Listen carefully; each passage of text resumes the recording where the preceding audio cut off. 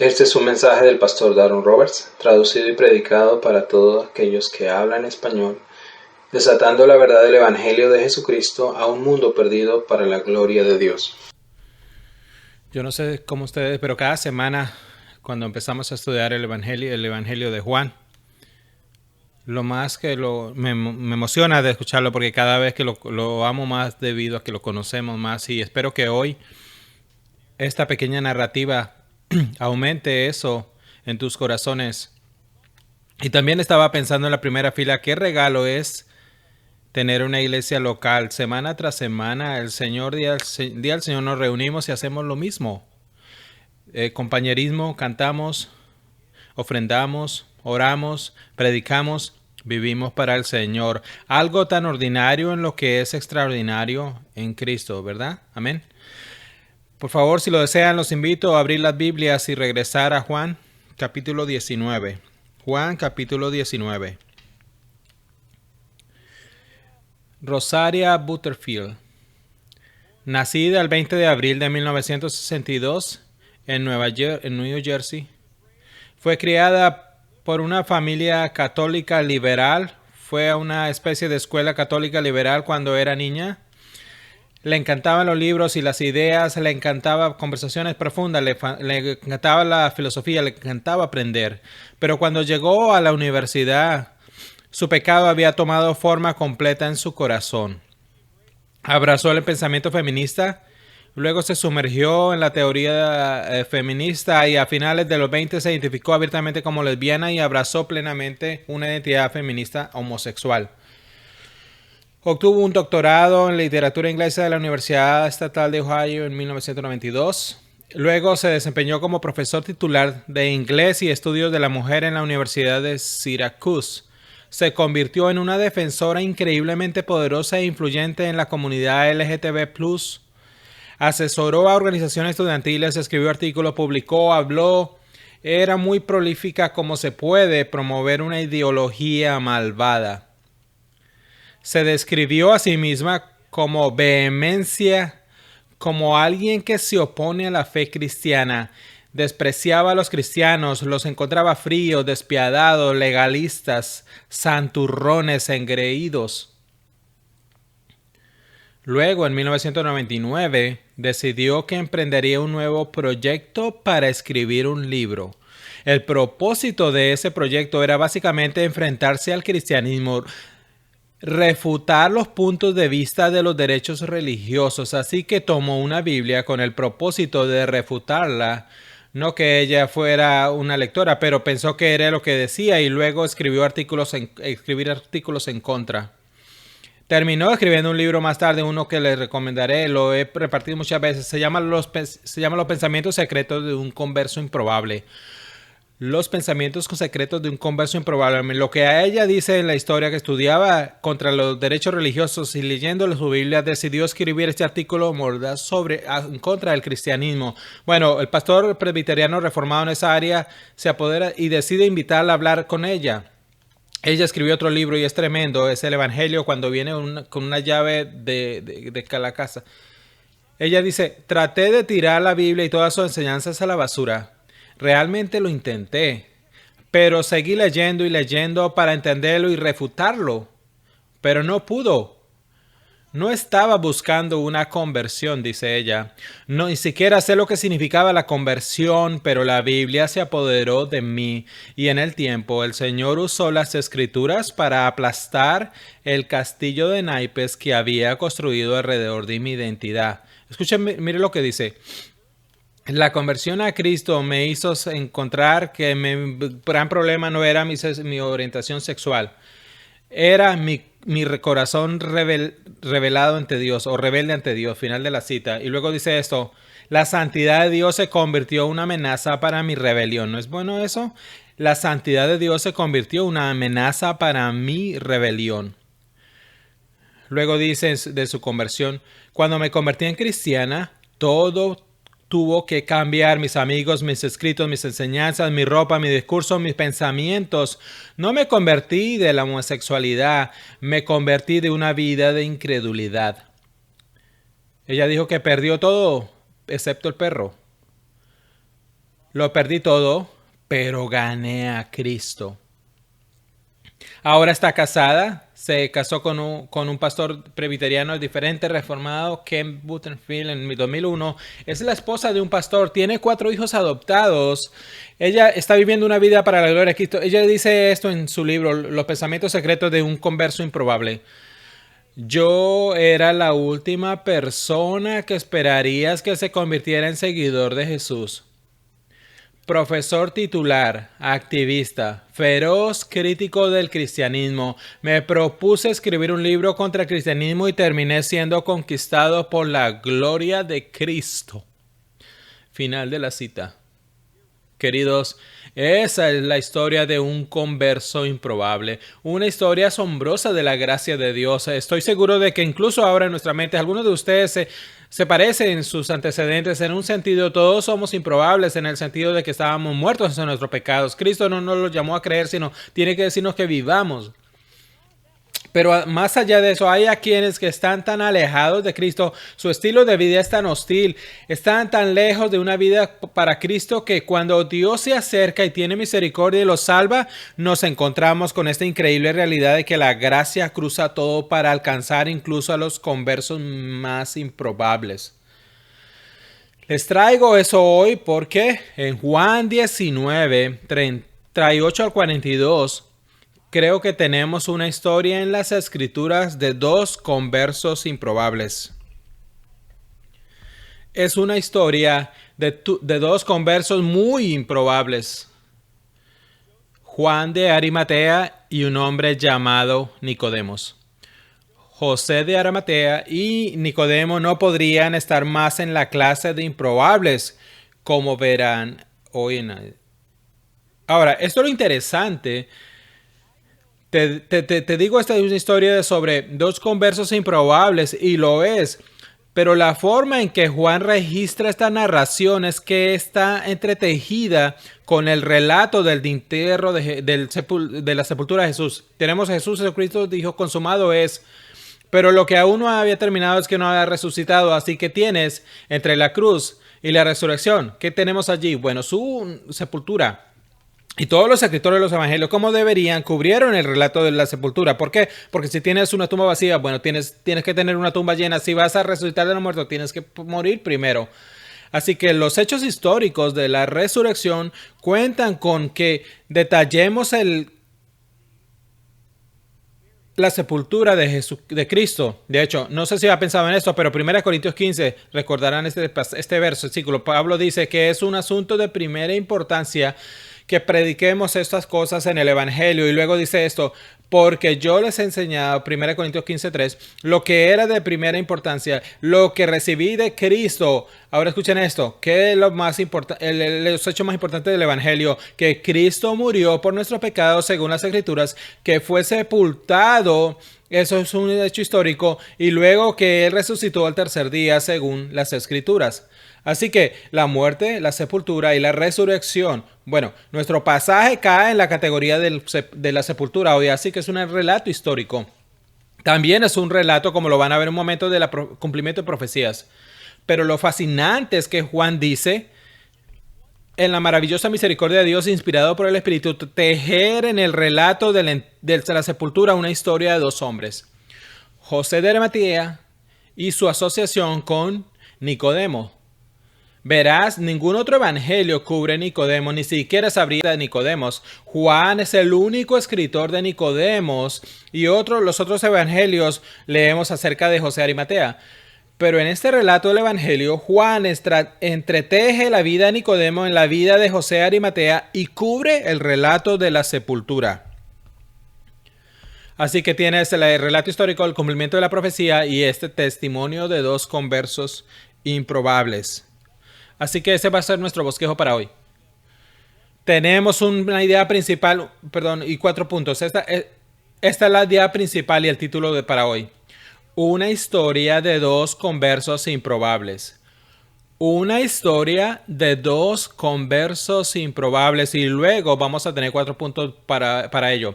Y permíteme decirles esto: si quieres prepararte para lo que el Señor tiene para ti hoy, Si quieres estar preparado para lo que el Señor podría venir por ti hoy, el Señor nos mostrará que no hay nadie demasiado lejos para su gracia, y incluso mientras Cristo está en la tumba, físicamente muerto en su humanidad, todavía está muy vivo como Dios y está trabajando en la vida de dos hombres mientras su cuerpo sin vida está yendo a la tumba. ¿Qué tal eso para presentarlo?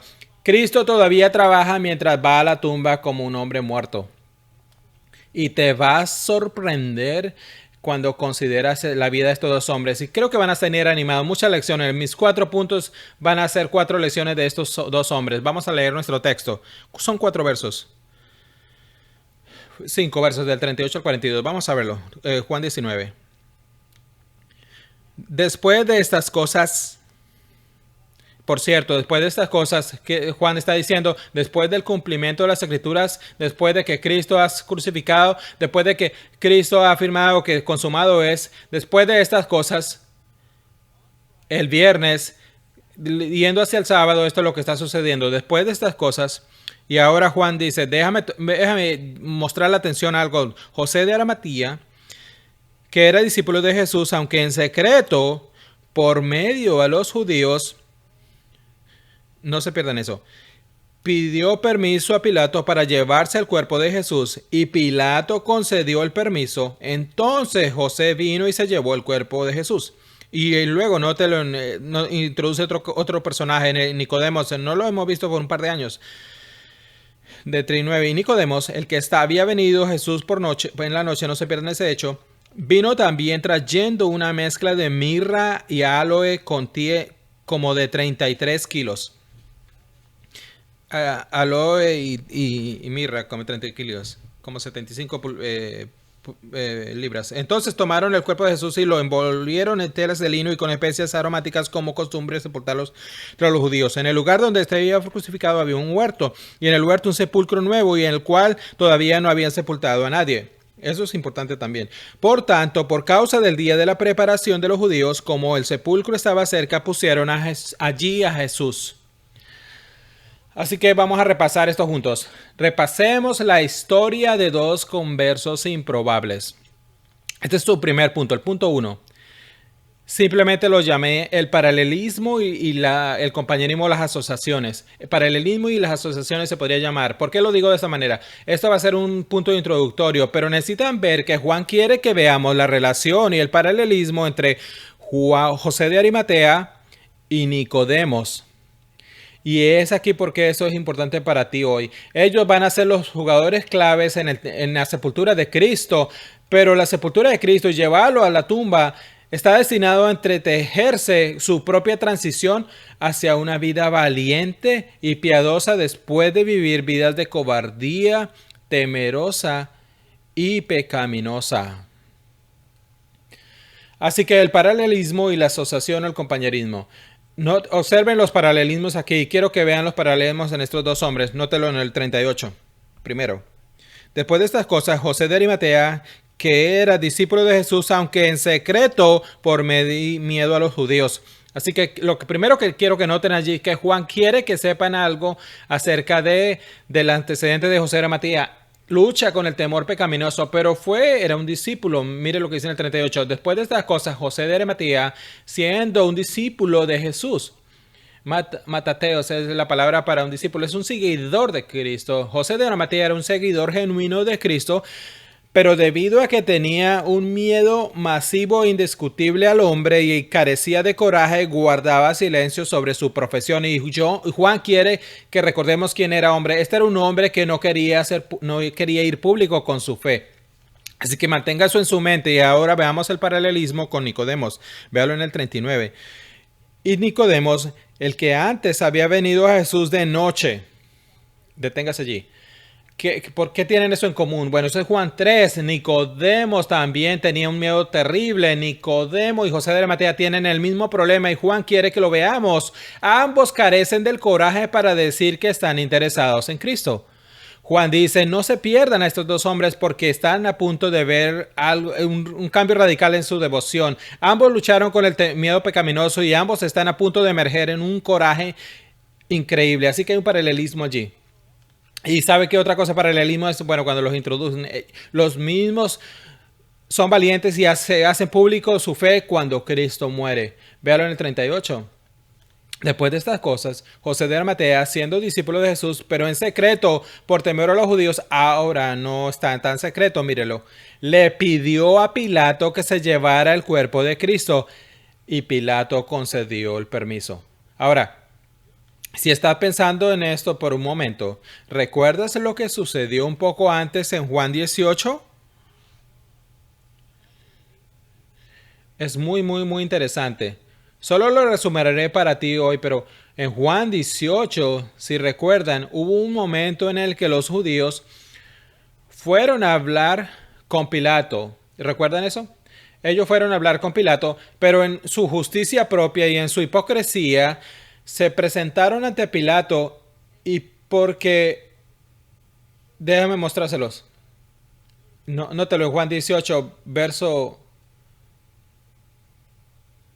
Verso 29. Por tanto, Pilato salió a ellos y les dijo, ¿qué acusación traen contra este hombre? Y ellos le respondieron, si este no fuera un malhechor, no te lo habríamos entregado a ti. Así que Pilato le dice, tómalo tú mismo y júzguenlo de acuerdo a lo que le dice. No nos permite poner a matar a nadie para cumplir las palabras de Jesús. Y continuaron esta discusión de un lado para el otro. Y si recuerdan, ¿dónde se llevó a cabo esta discusión? Bueno, si regresan al capítulo y esa discusión estaba teniendo lugar en el aposento de Pilato, en el pretorio, y no querían poner sus pies en ellos. Vinieron en el 28 y luego dejaron a Jesús a Caifás al pretorio y era temprano y ellos mismos no entraron en el pretorio porque no querían contaminarse, sino que podrían, para poder comer la Pascua. Ese es Juan 18-28. ¿Si recuerdan esa escena? No querían poner en la residencia de Pilato porque no querían contaminarse acercándose a la casa de un gentil. Bueno, ¿qué está haciendo José de Arimatea? Bueno, simplemente acerca a Pilato y lo hace público, no le importa acerca de la costumbre de los judíos y decían que estaban cumpliendo. Él sabe que es falso y se acerca a Pilato y le dice, ¿puedo tener el cuerpo de Jesús? ¿Quieres hablar de un tipo que tenía miedo de ser valiente? Bueno, allí es su primer momento y veremos más de ello en un momento. Así que estamos hablando de un paralelismo y una asociación o compañerismo. Así que tenemos a José de Arimatea terriblemente valiente valiente yendo a Pilato. Y ahora Nicodemos. Bueno, si recuerdan, Nicodemos, véalo en el 39 del 19, capítulo 19, 39. Vino a Jesús en la noche, también vino trayendo una mezcla de mirra y aloe como de 33 kilos o 100 libras. Nicodemos, como lo vamos a ver en un momento, estaba antes de esconderse a las sombras, temeroso de cualquier lealtad a Cristo, y ahora está trayendo 100 libras de esta sustancia funeral especial y la está llevando a la vista de todos, y probablemente habría tenido un séquito con él solo para llevarlo. Este es un hombre que se escabullaba, aterrorizado a asociarse con Cristo, encontrándose por la noche, y ahora está diciendo públicamente, no me importa lo que los judíos piensen de mí, voy a ir a cuidar de mi Señor. El paralelismo de los dos hombres. A ambos tenían temor pecaminoso y a ambos están emergiendo con coraje. Ahora en compañerismo, la asociación. ¿Se dan cuenta cuando leí eso? Que estaban conspirando juntos. Nótelo, regresa al texto, véalo en el 40. Entonces tomaron el cuerpo de Jesús. Y en el 42. Por lo tanto, por la causa de la preparación de los judíos, como el sepulcro estaba cerca, ellos pusieron allí a Jesús. Esto no es algo espontáneo, amados. Esto fue un esfuerzo de colaboración entre dos hombres que anteriormente no vivían para Cristo. Uno era un discípulo y tenía un gran temor al hombre, y el otro no era un discípulo, pero ahora se ha convertido en un seguidor de él, y conspiran juntos para que vayamos a cuidar el cuerpo de nuestro Señor. El paralelismo y la asociación o el compañerismo. Juan está diciendo, mírenle la sepultura, pero miren los dos hombres y lo que están haciendo. Esto no era algo muy pequeño. Habrían estado hablando, se habrían reunido, habrían visto morir al Señor. Estarían allí en la crucifixión, posiblemente. Habrían visto lo que le hicieron a Cristo, y algo dentro de ambos se rompió de la mejor manera. Cuando se cometió la injusticia a ese nivel, se hizo a su Salvador. Ambos terminaron de guardar silencio sobre su fe. Ambos habían terminado de guardar silencio sobre su seguimiento a Cristo. Juntos dijeron, vamos a ir públicos y vamos a cuidar de nuestro Señor, y hemos terminado con nuestro judaísmo corrupto. Lo que Juan está detallando para ustedes es un relato de dos hombres que surgieron porque cuando Cristo murió en esa cruz y ya no pueden soportarla. Este es el mayor error de justicia en la historia de la humanidad. No me importa a ustedes los judíos y su maldad. Seguiremos a nuestro Señor. Y la última vez que vimos a Nicodemo en Juan 3 y luego en Juan 7, él no había nacido de nuevo. Pero algo sucedió. Algo cambió. Ahora ha nacido 2 veces y está listo para hacer pública su adoración. Entonces, ese es introductorio. El punto 1 de la historia de dos conversos improbables es que tienen un paralelismo y una asociación entre ellos. Eso es una descripción general. Ahora vamos a entrar en los detalles. Punto 2 en la historia de dos conversos improbables. Esta es la adoración pública reemplazó el miedo paralizante. La adoración pública reemplaza el miedo paralizante. Ahora entraremos en los detalles. Y aquí, este es el mensaje devocional que creo que Juan tiene para ti. Solo escúcheme por un momento antes de escribir esto. Esto es lo que creo que Juan quiere inyectar en tu corazón. Esto es lo que quiero que Juan quiere que veas en estos detalles. Juan quiere que mires y vayas estos hombres en lo que se están convirtiendo en la sepultura de Cristo después de su muerte, se están convirtiendo en algo que no solían ser. Y el mensaje de Juan es como esto. Estos hombres no empezaron bien, pero mire esto, van a terminar bien.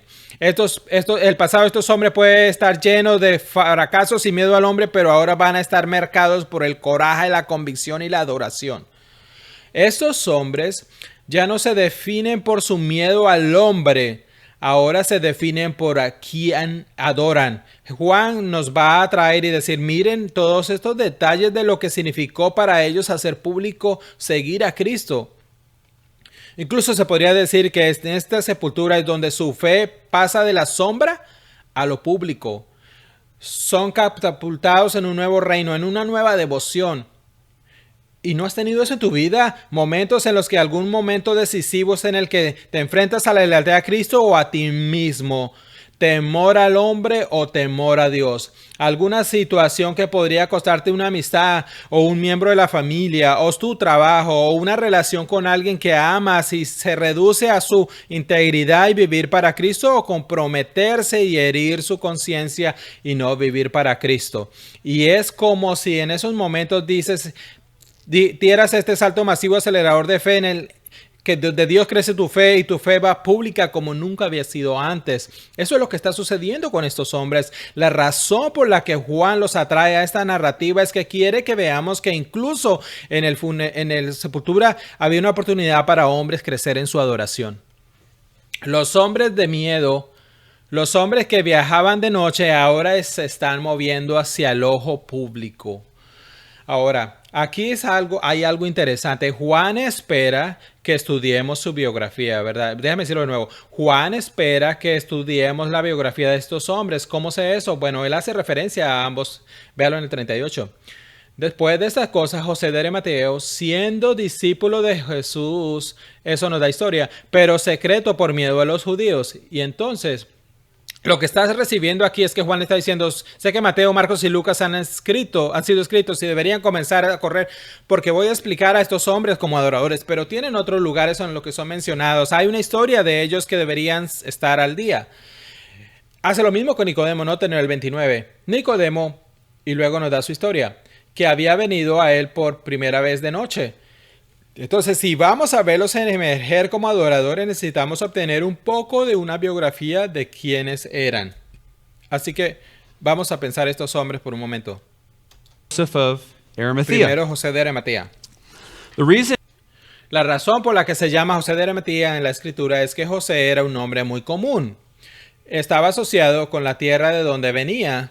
Es por eso que los escritores de los evangelios siempre adjuntan eso a su nombre.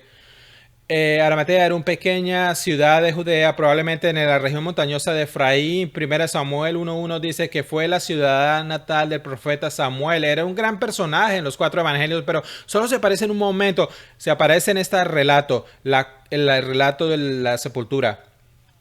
Curiosamente, incluso ya en el siglo V, hay historiadores que hablan de pensar que él era uno de los 70 de Lucas 10 que fueron enviados, lo cual es un pensamiento interesante, lo que significaría que estaba llevando a cabo su propio ministerio en el libro de Hechos. Marcos 15:43 dice esto: fue un miembro destacado del consejo. Así que piensen en eso un momento.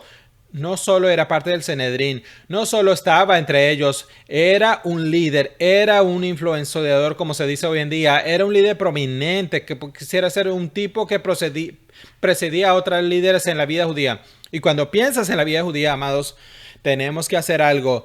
Tengo que desarmar algo para ti. No pienses en el judaísmo durante el tiempo de Cristo como el judaísmo del primer testamento, del Antiguo Testamento.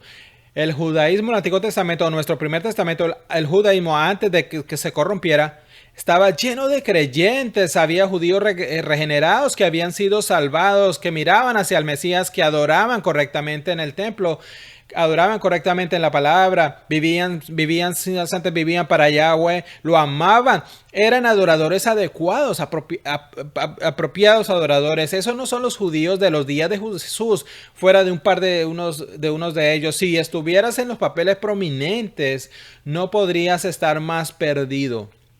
Incluso cómo se administraba el templo. El templo tenía separación entre el atrio de los gentiles y el atrio de las mujeres, lo cual fue obra de Herodes, no de Dios, del Antiguo Testamento. Los impuestos del templo y la corrupción era una industria de corrupción dirigida por la mafia de ellos. José de Arimatea se nos dice en Mateo 27:5-7 que era un hombre rico, un negocio lucrativo en el judaísmo era lo que se tenía. Así que estos fueron los papas del Palestina, eran los de Cábala, eran tipos malvados, corruptos. Piense en mafiosos espirituales. Estos tipos tenían toda una industria de corrupción, de colusión, de mentiras, de engaño. Cristo incluso los confrontó en vida de su inmoralidad y su maldad.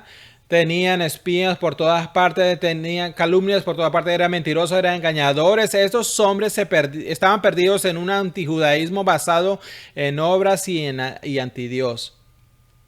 José de Arimatea, si él era un líder entre ellos, esto no era un pequeño nivel de engaño. Esto es como conocer una persona con la que te encuentras y esta es la falsa enseñanza más profunda de la oscuridad, una enseñanza profundamente oscura.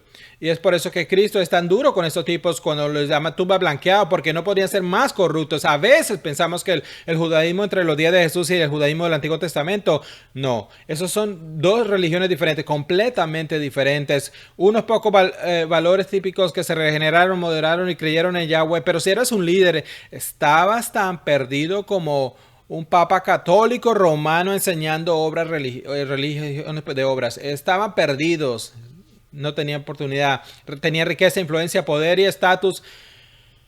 Y luego en el momento es salvo. Este hombre es convertido. Miren el verso 38. Después de esta cosa, José de Arimatea, discípulo de Jesús, también aprendemos en Marcos 15:43 que estaba esperando por el reino de Dios. Imagínense a este gobernante influyente y operativo de alto nivel en el judaísmo, en esa corrupción. Ahora es convertido, pero tiene un pecado que lo acosa y que perece a aumentarlo. Miedo al hombre. ¿Te imaginas su conciencia estando en esos cuartos, en esa corrupción alrededor de estos hombres, viendo su maldad? Pero debido a que tenía tanto miedo del hombre, no quiso hacer pública su fe. Los proverbios son muy claros en eso. 29-25, el temor al hombre es una trampa, el miedo al hombre es mortal. Ahora, esto es lo interesante que vemos. El evangelio de Juan ha sido muy duro con el temor del hombre. De hecho, todos los demás relatos del temor al hombre en el evangelio de Juan eran personas perdidas. Déjeme recordarle Juan 5, los líderes religiosos que confrontan a Jesús, verso 44, y él le dice: ¿cómo pueden creer en mí si se reciben gloria unos a otros? Ustedes aman la aprobación del hombre tanto más que no le importa la gloria de Dios. Y luego recuerden Juan 9. Los padres del hombre nacido ciego, ni siquiera defendieron a su propio hijo, 9:22, porque tenían miedo de los judíos y de ser expulsados de la sinagoga. Y luego, aquí en Juan 12, 42 y 43, escuchen esto. Algunos de los fariseos confesaron su nombre, pero por temor a ser expulsados de la sinagoga, ya no confesaron su nombre, porque amaban la aprobación del hombre más que la aprobación de Dios. Cada vez que el temor del hombre aparece tan lejos en el Evangelio de Juan, estas personas están perdidas. Antes José de Arimatea, ¿no eso te conforta, te consuela? Él está luchando. Juan está diciendo, este es un hombre que le faltaba coraje, tenía el hombre, el costo era muy alto, no quería hacerlo público, sabía que era lo correcto, su conciencia le gritaba, amaba a Cristo, pero hombre, le costaría influencia, dinero, poder, estatus y resistencia, así tenía un corazón mundano. Hasta ese punto, cuando mataron a su Mesías, él estalló y es hora de ir público. No me importa estos hombres. Voy a sepultar a mi Señor y tú puedes hacer lo que quieras conmigo. Así que ese es José de Arimatea. ¿Y qué tal Nicodemos? Bueno, vamos a regresar al texto. Nicodemos en el 39. Nicodemos, el que antes había venido a Jesús de noche. Sí, la biografía de Nicodemo, déjame recordarles un poco. Juan 3. Recuerden lo que sucedió. Jesús se encuentra con Nicodemo en la noche. Él viene por la noche y recuerda, Nicodemo se acerca a Jesús como si fueran compañeros. Y le dice a Jesús básicamente, ¿qué es todo esto lo que esta charla de haber nacer de nuevo? Y Jesús le dice, si solo has nacido de tu madre y no has sido nacido del cielo, vas al infierno. Y dice, wow. Eso es una enseñanza muy extrema y Jesús le dice en Juan 3, versículo 10, espera, yo pensé que tú eras el maestro de Israel. Así que Nicodemos no era un maestro de poca monta, no era el tipo que pones de nuevo, ya sabes, en un pequeño estudio bíblico con 4 personas. Nicodemos era el hombre que envías público, era el doctor, era como el doctor de letras en palestino, era el maestro con artículo definitivo. Si querías escuchar teología, ibas a Nicodemo. Si querías ser instruido sobre el Antiguo Testamento, irías a Nicodemos. Si quieres tener discípulos que fueran grandes seguidores de Dios del Antiguo Testamento, entonces irías y aprenderías de Nicodemos. Nicodemos era el maestro de élite en toda Israel. Y recuerda lo que sucede en Juan 3. Jesús le dice, si no naces 2 veces, una de tu madre y otra del cielo, irás al infierno, y simplemente desaparece de la escena. 2 años después vemos a Nicodemos en Juan 7. Si tal vez recuerda esto. Juan 7. Nicodemos aparece de nuevo. Déjeme leer, le puedes poner los ojos allí. Juan 7, 50 y 51. Nicodemo se muestra nuevamente allí. Observe lo que dice en Juan 7:50. Nicodemos, que era uno de los hombres que formaban parte de la confrontación en Cristo, le dijo, nuestra ley no juzga a un hombre a menos que primero lo oiga y sepa lo que hace. ¿Qué está sucediendo allí? Bueno, en este momento en el Evangelio de Juan, esto es aproximadamente 2 años después de Juan 3. Y lo que está sucediendo es que los líderes religiosos están enfrentando a Jesús y Nicodemos asoma la cabeza y dice que, oye, tal vez deberíamos asegurarnos de que si vamos a tratar de lastimar a este hombre, al menos sigamos nuestra ley. Entonces lo que Juan está diciendo es que en Juan 3 está perdido, desaparece y no ha nacido de nuevo. En Juan 7 está comenzando a hablar por Cristo, considerando las afirmaciones de Cristo, incluso defiende a Cristo. Y para el tiempo que llegamos a Juan 19, este hombre ha nacido 2 veces, ahora es un adorador. Nicodemo, para cuando llegas a Juan 19, ahora es un hombre cambiado. ¿Cómo sabemos eso? Bueno, déjame mostrar algunos detalles más. Mire, regresen a Juan 19 si fuiste a Juan 17. Estos son 2 hombres que estaban aterrorizados a ser expuestos y ahora, noten eso, están quitando el cuerpo mismo del Mesías de la cruz. Y por cierto, la razón por la que fueron a Pilato y le pidieron su cuerpo es que los criminales generalmente eran colgados y dejados allí o eran enterrados afuera en alguno de los pozos afuera del campamento. Pero los judíos, los líderes religiosos, querían que Jesús saliera de la cruz rápidamente para cubrir ese escándalo que habían hecho. Pero José de Arimatea y Nicodemo no estaban dispuestos a dejar que dañaran el cuerpo de su Señor más que ya lo habían hecho. Así que noten los detalles en el 38. Después de estas cosas, José de Arimatea, que era discípulo de Jesús, aunque en secreto por medio de los judíos, tiene coraje, pidió permiso a Pilato para llevarse el cuerpo de Jesús. Ahora véalo en el 40. Y entonces tomaron el cuerpo de Jesús. Así que Pilato le da permiso a José Y él toma a Nicodemo y observa el verso 40. Tomaron el cuerpo de Jesús. Luego miren el 42, las últimas palabras allí. Ellos pusieron a Jesús allí. Amados, déjame darles un cuadro de eso. Jesús todavía está en la cruz. Así que habrían querido subir al cuerpo sin vida de su Señor con el agujero en su costado. Ni siquiera parecía un hombre golpeado, crucificado, magullado.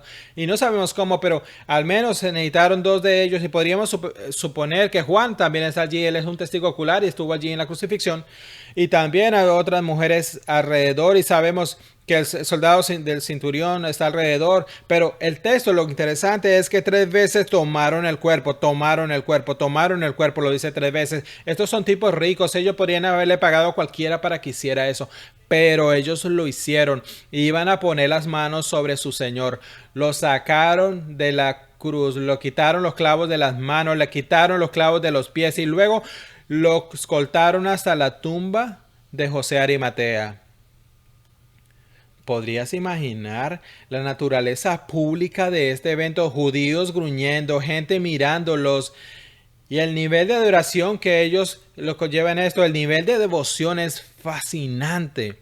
Tal vez incluso, si estás escuchando aquí, estoy seguro que Nicodemo se convirtió y estoy seguro que está en el cielo y este nivel de adoración, sacrificio y devoción es fenomenal. Mire lo que Nicodemo aporta en la asociación en su momento valiente aquí. Míralo en el 39. Trayendo una mezcla de mirra y aloes alrededor de 100 libras de peso. Probablemente sea más probable alrededor de 75 libras en las libras romanas allí. Pero esto es una cantidad extraordinaria. Si tuvieras que tomar a los historiadores judíos y estas dos sustancias aquí, particularmente la mirra, que era una resina fragante del árbol de alcanfora proveniendo de Arabia y África Occidental. Estos eran los perfumes, el incienso, el producto medicinal. Y luego el aloe allí, que era una madera aromática de Eaglewood, importada de la India o del sudeste de Asia. Así que eran artículos muy, muy finos y extravagantes. 75 libras aproximadamente. Si tuvieras que hacer 300 denarios por libra en el lado medio, eso es aproximadamente 7.500 días de salario o 20 años de trabajo por dinero. Esto era mucho el botín. Algunos estudiosos creen que llega hasta 80 o 90 años de trabajo el costo de esa mezcla. Escuchen, Nicodemo es un hombre mayor, está cargando el cuerpo. Nicodemo ha ganado mucha riqueza. Nicodemo estuvo escondido por mucho tiempo y ahora Nicodemo parece que está listo para traer su fortuna solo para cuidar el cuerpo de Cristo. Esto no es un sentido pequeño de sacrificio. Esto no hace por alguien ordinario. Él está adorando a su rey. Él cree en su Señor y viene a preparar su cuerpo para su sepultura. Por cierto, este proceso que hacía el pueblo judío, dice allí, de acuerdo con las costumbres de los judíos, al final del versículo 40, que era diferente de los egipcios. Los egipcios momificaban a la gente, lo harían un poco asqueroso, pero sacarían los intestinos y los cerebros y modificaban a la persona para mantenerlos. Pero los judíos en realidad tomaron una envoltura de lino y estos perfumes aromáticos, este polvo, y lo juntaron y envolvían cada capa. Y el texto dice que pusieron a Jesús en la tumba 2 veces. Eso significa que fueron capa por capa, envoltura por envoltura. Y un tiempo típico usas entre 5 a 10 libras. Usaron casi 100 para Jesús. Estos hombres estaban allí para adorarle. Estos hombres eran devotos. Estos hombres estaban haciendo públicos: cuélganos en la cruz, crucifícanos, toma nuestro dinero. Hemos terminado con el judaísmo, le adoramos a él. Y por cierto, la tumba tampoco fue un sacrificio no muy pequeño. Mírenlo en el 41 y 42. En el lugar donde fue crucificado había un huerto, y el huerto había, nótese, un tumbo donde nadie había sido colocado allí. Sabemos de los otros evangelios que era de José de Arimatea la tumba. Y por lo tanto, la preparación de los judíos, es decir, que estaban preparándose para la Pascua, ya que la tumba estaba cerca, pusieron a Jesús allí. Sabemos que era rico, que era su tumba personal, era una tumba nueva, que es importante por un momento para el cumplimiento de profecías. Pero esto habría sido la tumba de la familia y José de Arimatea dice, tengo una propiedad inmobiliaria de primera al lado de Jerusalén en un huerto y nadie ha estado allí nunca. Fue tejido de roca para mi familia y se lo estoy dando a una persona, Jesús. Y seamos claros al respecto. Antes de que pensemos eso, hombre, realmente hay tanta adoración y devoción en eso. Déjame preguntarte algo. ¿Dónde estaban los otros discípulos? Hey, quiero decir, todas las personas que deberían estar allí teniendo cuidado del cuerpo. ¿Qué tal Mateo? ¿Qué pasó con Peter, un gran portador de la espada? ¿Dónde estás, Andrés? Si tu nombre Andrés, no te estoy llamando a ti, pero entiende lo que quiero decir. Bueno, las escrituras nos dicen en el Evangelio de Marcos que se escondían debido al temor. Cuando todos los demás se escondían, Juan estaba allí, José de Arimatea estaba allí y Nicodemos estaba allí. Cuidaban del cuerpo del Señor mientras que sus propios discípulos tenían miedo y se escondían en los rincones. Estos hombres vinieron a adorar. Eran discípulos de Cristo. Es por eso que llamo a este punto: la adoración pública reemplaza el miedo paralizante. Tenemos algunas lecciones que aprender en eso en un momento, pero veamos nuestro tercer punto. Los dos primeros puntos de la historia de dos conversos improbables. El primer punto en paralelismo y la asociación. Segundo, la adoración pública reemplaza el miedo paralizante. Tercer punto, eran participantes en las profecías. Ahora, déjame pedirte que pienses en algo por un momento.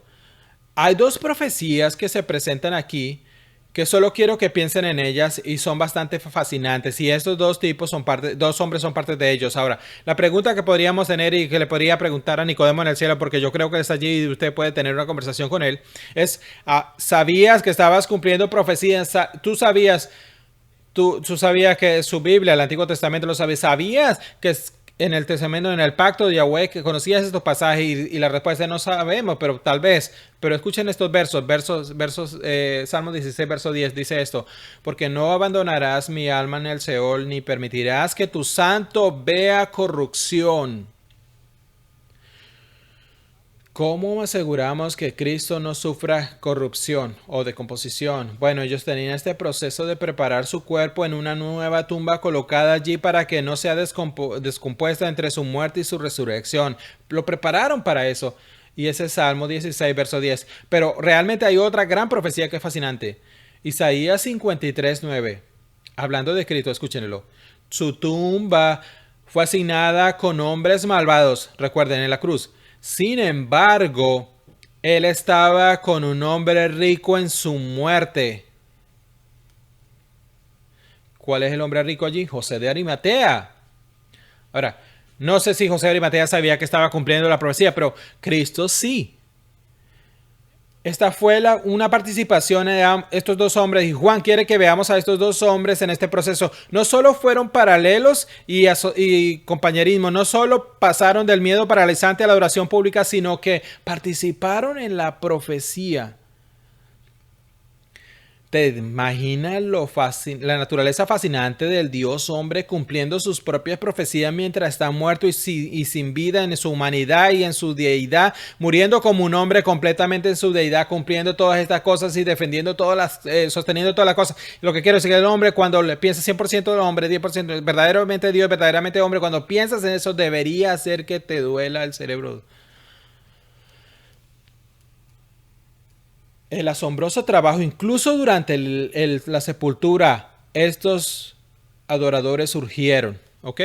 3 puntos, y ahora pensemos en algunas lecciones de estos 3 puntos. De los 3 puntos, una historia de dos conversos paralelos y asociados. La adoración pública reemplaza el miedo paralizante y fueron participantes en la profecía. 4 puntos. Tenemos algunas lecciones de vida poderosas aquí. Lecciones de vida poderosa. ¿Qué pasó con José de Arimatea y Nicodemos? Las escrituras simplemente los deja allí en el entierro como adoradores. No más escrituras inspiradas sobre estos hombres. Ahora, la historia de la iglesia, he estado leyendo un poco, tiene algunos datos interesantes sobre ellos. Y de nuevo, esta es la historia de la iglesia. Parte de esto es el recuento del siglo II, del V, del VI, pero es muy interesante lo que se dice sobre ellos. De José de Arimatea, la historia de la iglesia lo describe Juan Crisóstomo, siglo IV. Dice que fue uno de los 70, lo que significa que habría sido parte de la obra, y los hechos en una carta a la iglesia primitiva que circula en el primer siglo, registra que más tarde fue arrestado por honrar a Cristo. Hay afirmaciones que dicen que estuvo en prisión y fue liberado por testificar el Salvador resucitado. Esto es muy interesante. Ireneo del siglo II lo recuerda como un discípulo devoto permaneciendo fiel a Cristo. Y luego algunos testimonios más atípicos de que se convirtió en un misionero y viajó hasta la Gran Bretaña predicando el evangelio, estableciendo un testimonio de cristiano allí. Pero tal vez podría ser más leyenda que un hecho. Pero hay algunas lecciones de vida sobre cómo no se empieza, sino cómo se termina. ¿Y qué pasó con Nicodemo? ¿Qué sabemos de Nicodemo? Bueno, hay bastante historia escrita sobre él. Los relatos antiguos escriben fue bautizado por Pedro y Juan, que fue parte de la iglesia temprana. Aparentemente fue despojado de todas sus posesiones farisaicas y expulsado de Jerusalén. E incluso hay una historia de la tradición rabínica que habla de un hombre de Jerusalén llamado Nicodemo, que termina en la pobreza absoluta después de ser prolífico y avanzado en sus habilidades, enseñanza y riquezas. Una versión cuenta la historia de su hija cavando en el grano de estiércol de los animales, y a alguien se le acerca y le dice: ¿qué pasó con la riqueza de tu padre? Y ella dice: se ha ido, siguió a Cristo y fue tomada de él. Fue desterrado. Otras tradiciones lo golpean y mueren como un mártir. Todo esto es historia de la iglesia, pero podríamos asumir este pasaje que continuó su devoción. Y creo que, como han dicho estos pastores, si te preguntas qué pasó, puedes preguntarle en el cielo. Por cierto, yo estaba pensando en el cielo esta semana. Hay muchas conversaciones que quiero tener. Quiero hablar con él, pero quiero hablar con Adán. ¿No te gustaría hablar con Adán y a ti y decir: hermanos, tenemos que hablar? Tengo muchas preguntas para Noé. No, muchos hombres que quiero hablar. Quiero hablar con Pedro y quiero preguntarle a Nicodemo qué sucedió luego. Sobre todo, solo quiero encontrarme con el Señor y darle las gracias por morir por mis pecados.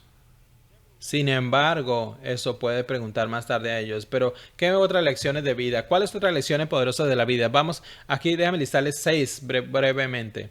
Primero, no importa cómo comiences, puedes terminar bien. Algunos de ustedes comenzaron bien. Algunos de ustedes comenzaron como José de Arimatea, temiendo a los hombres, falta de valor, arruinando tu conciencia, tropezando mucho. La lección de esta narrativa, no importa cómo comenzaste, es donde Cristo te tiene ahora y a dónde te quiere llevar en el futuro, y puedes terminar bien.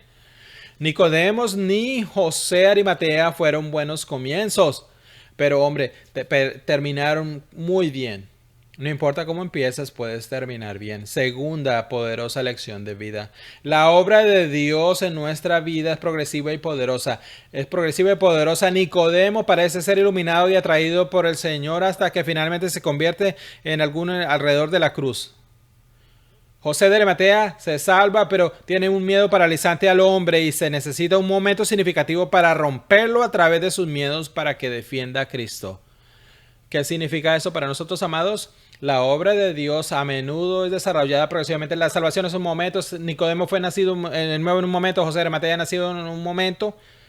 Pero es necesario progresar en la santificación. Y cuando se relaciona con Nicodemo, a veces Dios trae a la persona lentamente por el tiempo y luego le salva. La obra de Dios es progresiva. Pero esta es otra cosa que quiero que piensen. Es poderosa. Lo que pasó en la vida de estos hombres pasó en 3 años. Es mucha obra del Señor detrás y sucedió en un momento importante. A veces creo que algunos de ustedes subestiman cuánto haría Dios con ustedes si le entregan completamente su corazón. Te sorprenderías, le digo a la gente a veces, si realmente te rindes a Cristo y haces que Cristo tu mayor tesoro, es posible que ni siquiera te reconozcas en un par de años cuánto el trabajo el Señor quiere hacer contigo. Eso es su historia aquí y eso es una lección aquí. Tercera lección de vida. Ciertos momentos brindan oportunidades únicas para el crecimiento. Sabes, no siempre tienes estos momentos de crucifixión, ¿verdad? Pero hay momentos en tu vida que no te los pierdas, en los que Dios presenta una prueba, un momento en el que vas a tener que dar un paso de fe como nunca lo había dado antes, porque Dios ha acelerado el crecimiento para ti. Estos son momentos en los que Dios puede hacer tanto en una temporada tan corta como que se lo hiciera en años para que des ese paso de fe. No te pierdas ciertos momentos providenciales que Dios pone ante ti para crecer, para que crezcas. Cuarto, la fe pública importa. Juan quiere resaltar esto, que no eran estos hombres que tuvieran miedo al temor, y no tuvieran ese temor peregrinazo. No era bueno que estuvieran sentados allí preocupándose y no confesando a Cristo. Las personas que te conocen deben saber que conoces a Cristo. No debería ser ese, conozco a tal y tal, pero no sé si ama a Jesús. Voy al ejemplo, el extraño en el avión o en el autobús, o sea, pero si alguien pasa tiempo contigo, no debería sorprenderse de que conozcas y ames a Jesucristo. No solo que vas a la iglesia, no solo que das dinero, no solo que tu moral, sino que ames a Jesús. La fe en pública sí importa, es contagioso, se propaga. Imagínate la obra del evangelio que sucedió de la vida de estos hombres. La fe pública sí importa. La gente debe saber que tú amas a Cristo. Cuando te falta valor, arrepiéntete y sal y proclama su nombre sin importar el costo. Quinta. Esa es la cuarta. 4, sí. Esta es la quinta. Tomen la nota. Si me pueden ver más tarde si le faltó una. Esta es la quinta. Esta es la 5, ¿verdad? La quinta. Ok, muy bien. Las pruebas difíciles deben profundizar la devoción. Cuando vas en una temporada difícil, no debes preocuparte, no deberías convertirte en Marta, sino María. Yo le digo a la gente que cuando están en estas temporadas profundas y difíciles, su intimidad con Cristo debe crecer, tu devoción a Cristo debe crecer. Debes atesorar a tu Salvador. Cuando estos hombres pasaron la mayor prueba de su vida, ni siquiera sabían que iba a resucitar. Se dedicaron a Él. Todo en tu vida, en tus momentos más difíciles, tiene que fluir del amor por Jesús, un amor por Cristo. Cuanto más difícil la temporada, más debes apoyarte en Cristo. Lo que hacemos más difícil en la temporada, más nos ocupamos. Más difícil, más tratamos de resolver los problemas. La dificultad en la temporada difícil que pasamos, deberíamos inclinarnos más hacia la adoración. Y luego, la número 6. ¿Listo para esto? Nunca te rindas con aquellos que crees que son conversos improbables. ¿Tienes un converso improbable en tu mente en este momento? Tal vez un par de ellos. Dios salvó radicalmente a 2 hombres condenados al infierno, malvados, de falsa enseñanza, impíos, religiosos de espacio de trabajo, corruptos, criminales y viles. Y ellos lo enterraron al Señor. Lo envolvieron y lo pusieron en su sepulcro. Y un par de semanas va a resucitar y va a salir de esa tumba. Nunca te rindas con los conversos improbables. Porque francamente, amados, todos nosotros en alguna manera fuimos improbables. Y deberíamos orar por aquellos en nuestra vida que creemos que están demasiado lejos. Estos hombres habrían sido demasiado lejos para los estándares humanos. Y se entretejieron en la narrativa de una sepultura. ¿No es fascinante? Vamos a orar. Señor, gracias por este tiempo. Gracias por esta preciosa persona. Gracias por esta narración. Estamos tan emocionados de verte resucitar, Jesús, en un par de semanas. Señor, oro por los que están aquí conversos improbables en esta sala. Alguien que vino aquí pensando que están demasiado lejos de tu gracia. Señor, oro para que los golpees en sus corazones, aplástalos bajo el peso de su pecado y ayúdalos a ver cuán glorioso y precioso eres tú para salvar a los pecadores. Señor, manténnos pacientes y compasivos contra los improbables. Ayúdanos a aprender las lecciones de estos hombres. Y Señor, gracias por este asombroso relato que dijiste en la vida de los hombres en una narración de tu sepultura. Solo tú puedes hacer algo tan glorioso. Te amamos, Jesús. Te amamos más cada día y no te amamos lo suficiente, y que crezcamos en nuestra devoción. En tu nombre, amén. Para más información sobre esta enseñanza y otros recursos, puede dirigirse a nuestro sitio web cbckaty.org.